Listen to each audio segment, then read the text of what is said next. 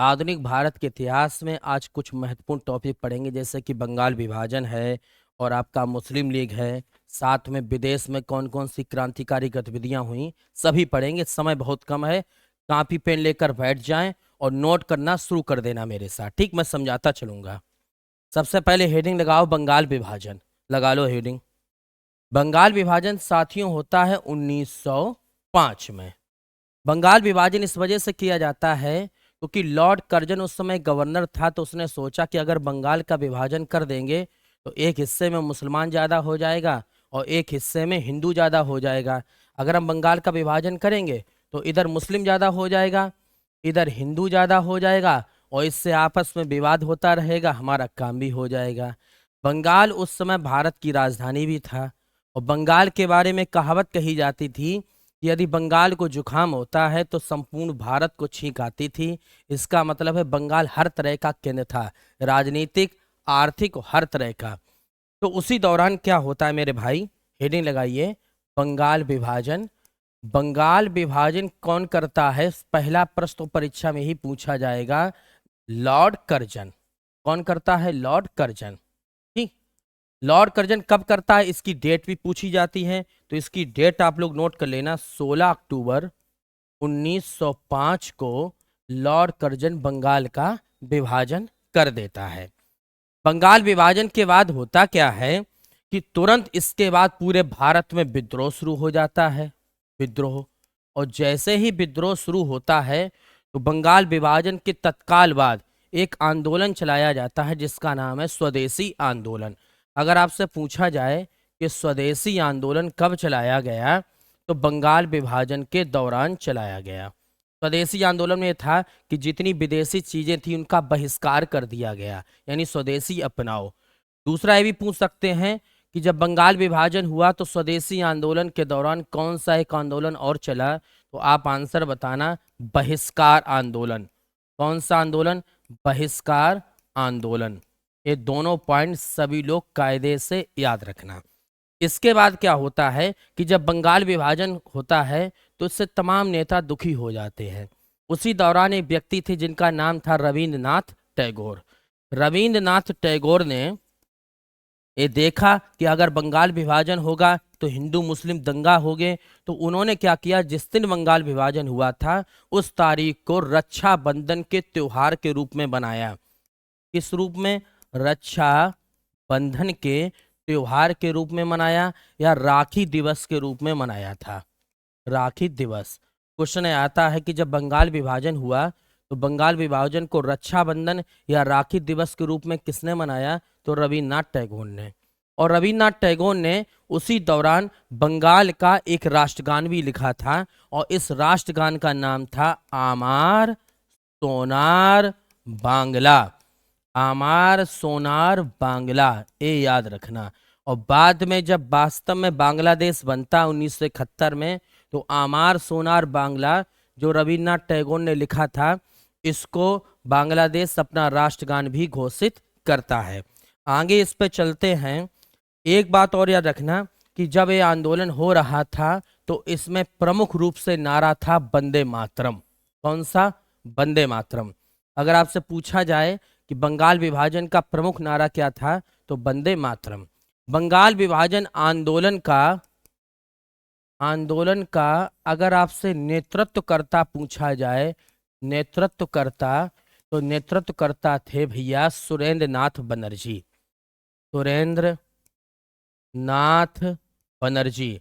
और सुरेंद्र नाथ बनर्जी को हम लोग बेताज बादशाह भी कहते हैं।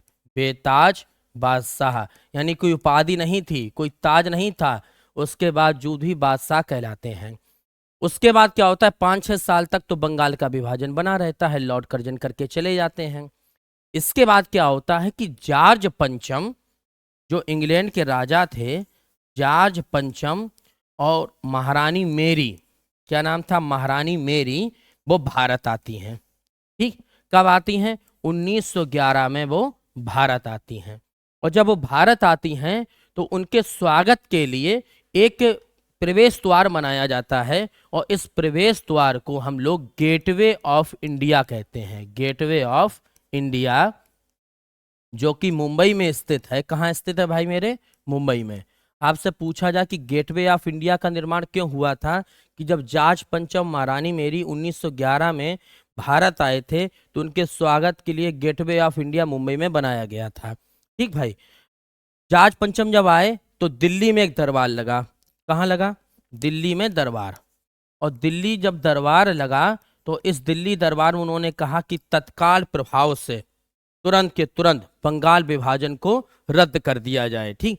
तो भैया बंगाल विभाजन को रद्द किया जाता है 12 दिसंबर 1911 को बंगाल विभाजन रद्द कर दिया जाता है। और जब बंगाल विभाजन रद्द हो जाता है तो उसके बाद 1 अप्रैल 1912 को दिल्ली राजधानी बना दी जाती है। दिल्ली राजधानी बना दी जाती है। कब बनाई जाती है? 1 अप्रैल 1912 को। और बंगाल विभाजन रद्द कब होता है? 12 दिसंबर 1911 को। कौन रद्द करता है? जॉर्ज पंचम। एक बात और याद रखना कि जब बंगाल विभाजन रद्द होता है तो उस दौरान भारत का गवर्नर, अगर आपसे पूछा जाए गवर्नर, तो भारत का गवर्नर था उस समय लॉर्ड हार्डिंग। कौन था? लॉर्ड हार्डिंग था। यानी दिल्ली दरबार जो लगता है वो लॉर्ड हार्डिंग के शासनकाल में लगता है। अगले टॉपिक पे चलते हैं जिसका नाम है मुस्लिम लीग। लगा लो हेडिंग भाई, मुस्लिम लीग। इस पर परीक्षा में कई प्रश्न पूछे गए हैं। मुस्लिम लीग की स्थापना साथियों 1906 में होती है। 1906 में। और कहाँ होती है? ढाका में होती है। ढाका। अब तो बांग्लादेश में ढाका, पहले तो ढाका यही था, भारत ही में था। और कौन करता है? 2 व्यक्ति करते हैं। एक का नाम था आगा खां, आगा खां, और दूसरे व्यक्ति का नाम था सलीम उल्लाह खां। ठीक भाई। एक व्यक्ति का नाम कौन था? आगा खां था, और दूसरे व्यक्ति का नाम था सलीम उल्लाह खां था।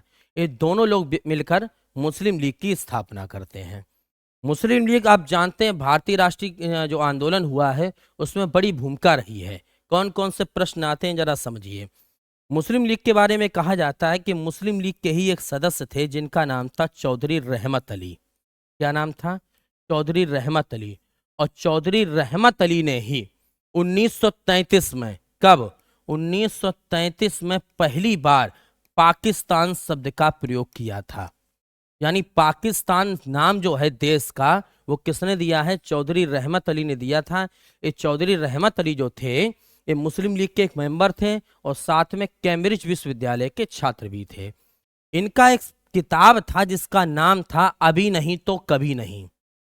अभी नहीं तो कभी नहीं नामक पुस्तक में, उसमें ही इन्होंने सबसे पहले पाकिस्तान शब्द का यूज किया था। आगे मुस्लिम लीग के बारे में देखते हैं कि मुस्लिम लीग ने क्या किया था। 1940 में एक लाहौर अधिवेशन किया था। लाहौर अधिवेशन। और इसी अधिवेशन में सबसे पहले कहा कि भैया हमारा कर दो बंटवारा और हमें पाकिस्तान दे दो। तो सबसे पहले पाकिस्तान की मांग 1940 में लाहौर अधिवेशन में कौन करता है? मुस्लिम लीग करता है। और किसकी मांग करता है? पाकिस्तान की मांग करता है। ये प्रश्न कई बार परीक्षा में पूछा जा चुका है। आगे चलते हैं। जब भारत छोड़ो आंदोलन होता है, भारत छोड़ो आंदोलन, तो कौन सी पार्टी जो है इस आंदोलन का बहिष्कार करती है? तो मुस्लिम लीग ही इसका बहिष्कार कर देती है। साथ में जब संविधान सभा का चुनाव हो रहा था, संविधान बनाने के लिए जब संविधान सभा गठित की गई, यानी संविधान सभा का चुनाव हुआ, तो किस पार्टी ने बहिष्कार किया? तब भी मुस्लिम लीग ने बहिष्कार किया। इनका काम ही था बहिष्कार करो। अच्छा, बंटवारा होता भी नहीं अगर मुस्लिम लीग ज्यादा गदर ना करती। होता क्या है कि 16 अगस्त 1946 को मुस्लिम लीग प्रत्यक्ष कार्रवाई दिवस यानी डायरेक्ट एक्शन डे लागू करती है। क्या करती है? Direct action day. Direct action day का मतलब ये हुआ कि मुस्लिम लीग के कहने पर 16 अगस्त 1946 को डायरेक्ट एक्शन डे होता है। इसको बोलते हैं प्रत्यक्ष कार्रवाई दिवस या सीधी कार्रवाई दिवस। इस दौरान क्या होता कि पूरे भारत में बड़ी मात्रा में दंगे होते हैं, हजारों लोग बेकसूर मारे जाते हैं, तभी ये तय हो जाता है कि भैया भारत पाकिस्तान अब दो राष्ट्र अवश्य बनेंगे। ये था मुस्लिम लीग के बारे में प्रश्न। 16 अगस्त 1946 को डायरेक्ट एक्शन डे मनाते हैं। संविधान सभा के चुनाव का बहिष्कार मुस्लिम लीग करता है। भारत छोड़ो आंदोलन का बहिष्कार मुस्लिम लीग करता है। 1940 में लाहौर अधिवेशन जो होता है उसी में मुस्लिम लीग पहली बार पाकिस्तान की मांग करता है। आगे और तुमसे पूछ सकते हैं वो यहाँ पर कि मुस्लिम लीग की स्थापना 1906 ढाका में होती है, कौन करता है? आगा खां और सलीमुल्लाह खां। और मुस्लिम लीग के ही एक सदस्य थे चौधरी रहमत अली, जिन्होंने 1933 में सबसे पहले पाकिस्तान शब्द का प्रयोग किया था। आगे आ जाओ, अगली हेडिंग लगा लो सभी लोग, जिसका नाम है भारत के बाहर, भारत के बाहर क्रांतिकारी, क्रांतिकारी गतिविधियां। यानी भारत में तो गतिविधियां होती रही क्रांतिकारी, लेकिन भारत के बाहर कौन कौन क्रांतिकारी गतिविधियां करता रहा, कैसे कैसे होती रही, उसके बारे में समझो। सबसे पहले ज्यादा पूछा जाता कि 1905 में लंदन में एक व्यक्ति थे जिनका नाम था श्यामजी कृष्ण वर्मा। श्यामजी कृष्ण वर्मा ने लंदन में क्या किया था, एक संस्था बनाई थी जो परीक्षा में कई बार पूछी गई थी, और इस संस्था का नाम था इंडिया हाउस। India house. अगर आपसे पूछा जाए कि 1905 में लंदन में इंडिया हाउस की स्थापना किसने की थी, तो श्यामजी कृष्ण वर्मा ने की। दूसरा प्रश्न ये पूछा जा सकता है कि विदेश में तिरंगा फहराने वाली, तिरंगा फहराने वाली पहली महिला कौन थी? प्रथम महिला अगर आपसे पूछा जाए, प्रथम महिला, तो इनका नाम था मैडम भीकाजी रुस्तम जी कामा। मैडम भीकाजी रुस्तम जी कामा ने सबसे पहले विदेश में झंडा फहराया था, और ये झंडा कहाँ फहराया था, तो इसका ध्यान रखना, 22 अगस्त 1907 को जर्मनी में फहराया था। कहाँ फहराया था? 22 अगस्त 1907 को जर्मनी में तिरंगा झंडा फहराया था। ठीक भाई, अगले पॉइंट पर आ जाओ। अगर आपसे पूछा जाए कि गदर पार्टी की स्थापना किसने की, तो गदर पार्टी की स्थापना 1913 में लाला हरदयाल ने की। किसने की? लाला हरदयाल ने की। ठीक भाई, और ये कहां पर की थी, तो गदर पार्टी की स्थापना अमेरिका में हुई थी, और अमेरिका में एक जगह पड़ती है सैन फ्रांसिस्को।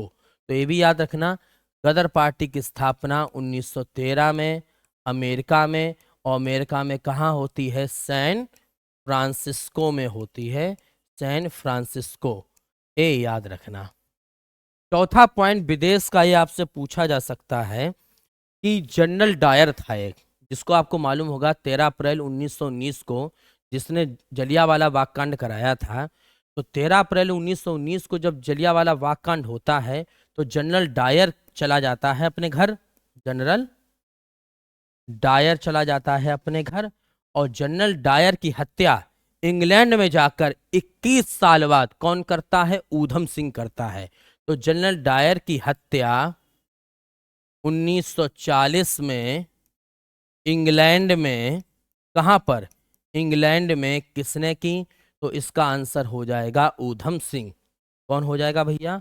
ऊधम सिंह हो जाएगा। ये भी याद रखना सभी लोग, ऊधम सिंह हो जाएगा। याद रहेगा भैया। अगला प्रश्न आपसे पूछ सकते हैं कि 13 मार्च 1940 को विदेश में, 13 मार्च 1940 को विदेश में पहली गणतंत्रात्मक सरकार का गठन किसने किया था? तो 13 मार्च 1940 को विदेश में, विदेश का मतलब है काबुल में, काबुल कहें या अफगानिस्तान कहें, बात एक ही है। और पहली गणतंत्रात्मक सरकार बनाई थी, तो जिनका नाम था राजा महेंद्र प्रताप सिंह। राजा महेंद्र प्रताप सिंह ने पहली गणतंत्रात्मक सरकार बनाई थी, प्रथम गणतंत्रात्मक तंत्रात्मक सरकार का गठन किसने किया था? राजा महेंद्र प्रताप ने किया था। कहाँ किया था? काबुल में किया था। याद रहेगा भैया। इसके अलावा अब कुछ पॉइंट मैं और बताता चलता हूं। एक आप याद रखना, बहुत इंपॉर्टेंट पॉइंट है कि 1909 में मार्ले मिंटो सुधार आता है। कौन सा आता है? मार्ले मिंटो सुधार। ये बहुत भारतीय इतिहास में पूछा जाता है। मैं मेन फैक्ट बता रहा हूं। 1909 में जब मार्ले मिंटो सुधार आता है तो मार्ले मिंटो सुधार के तहत भारत में सांप्रदायिक चुनाव की नींव रख दी जाती है। सांप्रदायिक चुनाव की नींव का मतलब ये था कि मुसलमान अलग लड़ेंगे, सीटों पर हिंदू अलग लड़ेंगे। तो इसी वजह से मिंटो को सांप्रदायिक चुनाव का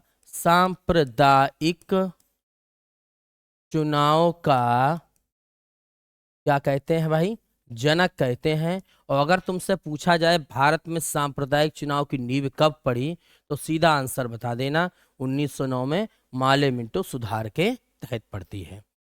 अगली डेट देखते हैं। 1919 में जब मॉन्टेग्यू चैम्सफोर्ड सुधार आता है तो उस दौरान क्या होता है? तो ये एक्ट भी बहुत महत्वपूर्ण है भारतीय इतिहास में। जब 1919 में मॉन्टेग्यू चैम्सफोर्ड सुधार आता है तो प्रथम बार महिलाओं को वोट देने का अधिकार मिलता है। वोट देने का अधिकार मिलता है। इस प्रश्न को सभी लोग याद रखना। अगला प्रश्न आप ये और पूछ सकते हैं नंबर 3 पर कि 1923 में, एक सन याद रखना, 1923 में स्वराज पार्टी की स्थापना किसने की थी? स्वराज पार्टी बहुत ज्यादा पूछी जाती है। तो स्वराज पार्टी की स्थापना 2 व्यक्तियों ने की थी। एक का नाम था मोतीलाल नेहरू, सबको दिख रहा होगा ही। और साथ में दूसरे व्यक्ति थे चित्तरंजन दास। इन 2 व्यक्तियों ने क्या किया था? स्वराज पार्टी की स्थापना की थी। चित्तरंजन दास की उपाधि है देशबंधु। ठीक, देशबंधु चित्तरंजन दास। अगर उपनाम पूछा जाए तो देशबंधु बताओगे। और चित्तरंजन दास जो थे सुभाष चंद्र बोस थे, उनके राजनीतिक गुरु भी हैं। अगर आपसे पूछा जाए कि सुभाष चंद्र बोस के राजनीतिक गुरु कौन थे, तो इनका आंसर भी यही होगा। कौन? चित्तरंजन दास। तो फिर रिपीट कर रहा हूं, 1909 में मार्ले मिंटो सुधार आता है और इस सुधार के तहत भारत में सांप्रदायिक चुनाव की नींव रखी जाती है। 1919 में मॉन्टेग्यू चैम्सफोर्ड सुधार आता है और पहली बार महिलाओं को वोट देने का अधिकार मिलता है। 1923 में स्वराज पार्टी की स्थापना मोतीलाल नेहरू ने की और चित्तरंजन दास ने की। जो चित्तरंजन दास हैं, इनको देशबंधु के नाम से जाना जाता है और सुभाष चंद्र बोस के राजनीतिक गुरु भी थे। मैं फैक्ट बता रहा हूं, बहुत इंपॉर्टेंट है, एक एक पॉइंट को नोट करते रहना। अब आगे सुनो भैया। अगला आपसे कुछ पॉइंट और पूछे जा सकते हैं। जैसे कि आपसे पूछा जा सकता कि 1928 में जो नेहरू रिपोर्ट पेश की थी, वो किसने की थी? तो 1928 में नेहरू रिपोर्ट जो पेश की थी, वो जवाहरलाल नेहरू ने नहीं की थी, वो मोतीलाल नेहरू ने की थी। ये रिपोर्ट कई बार पूछी जाती, मोतीलाल नेहरू। और इस रिपोर्ट में कुछ पॉइंट थे। इस रिपोर्ट में कहा गया था कि भैया मूल अधिकार दिए जाएं और भारत को एक स्वतंत्र देश घोषित किया जाए, इस प्रकार की बातें थी। तुमसे सीधा क्वेश्चन यही पूछ सकते हैं कि 1928 में नेहरू रिपोर्ट मोतीलाल नेहरू ने पेश की थी। ठीक भैया, इस वीडियो में इतना ही रखते हैं, अगले वीडियो में फिर आते हैं।